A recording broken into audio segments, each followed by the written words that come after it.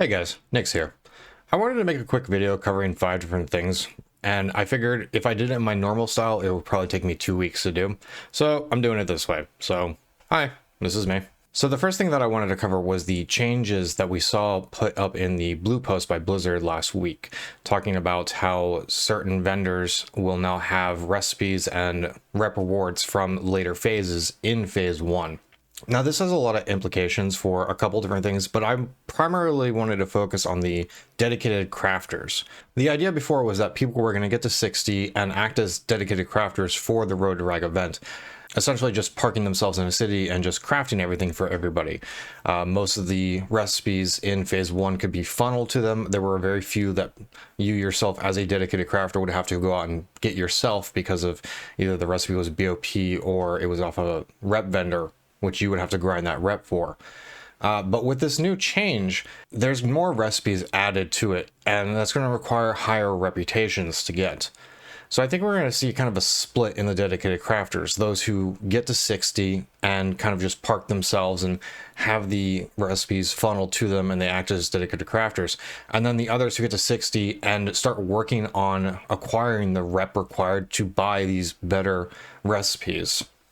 Now, keep in mind that you're going to be risking your character going to doing the second part, but in the end, it's going to be worth it because better recipes, better enchants, more options, more viability to be a help to the event, right? So I wanted to make sure that you guys understood that, there are going to be times now as a dedicated crafter where you're going to have to risk yourself. It's probably honestly a better idea to risk your character getting those things. And once you acquire those recipes, then park yourself in the city and say, hey, I'm now a dedicated crafter and I have all of these recipes. The other thing that I wanted to kind of cover is I wanted to say thank you to everyone who subscribed. A massive thank you to Cargos for constantly promoting and praising my videos. I started making these videos simply because nobody else was putting out this kind of information. No one else was specifically targeting hardcore playstyle videos. There's plenty of streamers out there and everything, and there's plenty of talk in the discords where information gets passed back and forth, but a lot of people like to just watch a video and listen to somebody explain things.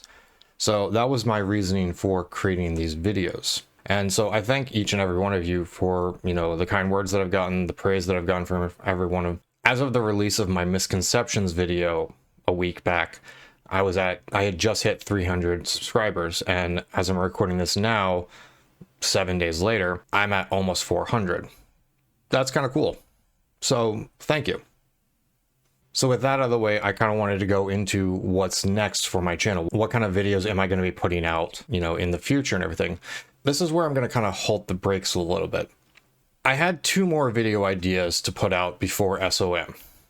One of them I scrapped because I simply couldn't get enough information to fill a video. It would have been a video like 2 minutes long, not really that useful. I couldn't find enough stuff to kind of fill out the video. The other one that I wanted to work on was my own creative Road to Rag trailer, and I'm not an artsy guy. I don't know how to draw, I don't know how to use Photoshop, GIMP. I know how to edit videos, and I know how to collect data.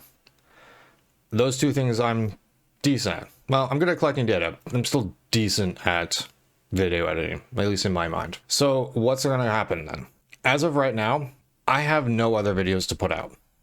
And I probably won't have any other videos out until after the Road to Rag event is done.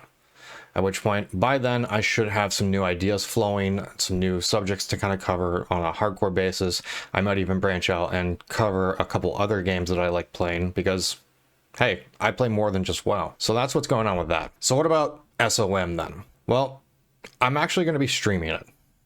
I don't expect everybody to flock over to the stream and everything. Everyone has their favorite streamers. If you guys want to watch them, watch them. But if you want to pick my brain, come on over. Lastly, I want to leave you guys with a present.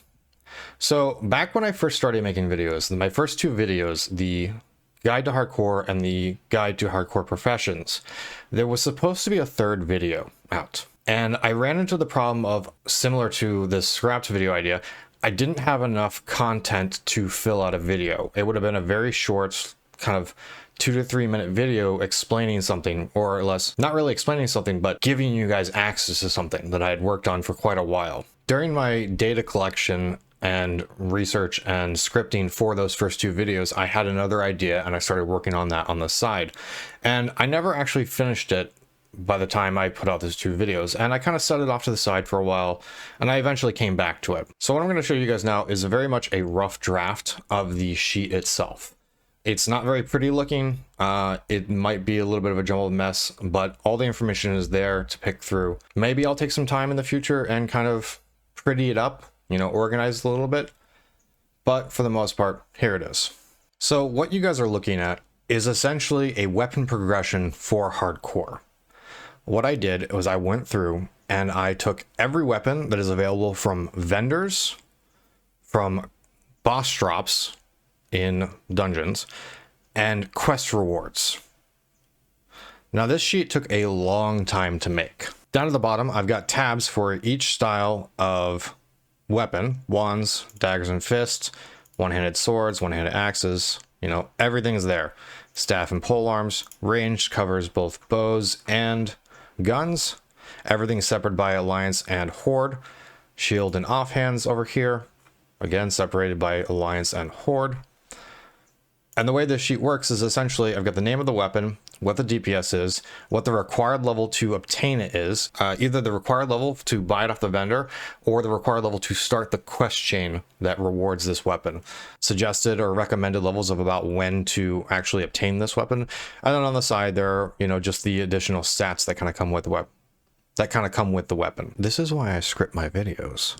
I'm horrible at ad-lib. So like I said, this is very much a work in progress kind of rough draft. There's probably a few things missing out of here. It did take a long time of going through the database. What I had to do was essentially any weapon that came from a quest reward, I had to look at that quest and go, okay, is this quest doable by a solo hardcore player? Okay, yes it is. Is this quest part of a chain? Is every quest in that chain doable by a solo hardcore player? Does that quest chain open up only when you finish another quest chain?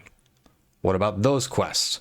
I looked at absolutely everything from enemies you had to fight to the level of enemies in the area for where you had to go collect certain things to figure out whether or not certain things were possible. And that's where I got all the recommended levels from. So you guys have access to this now. The link will be down below. Use it if you want. If you don't want to use it, don't use it.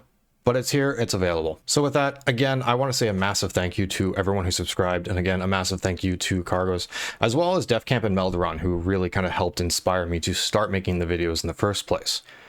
And with that, I'll see you guys soon.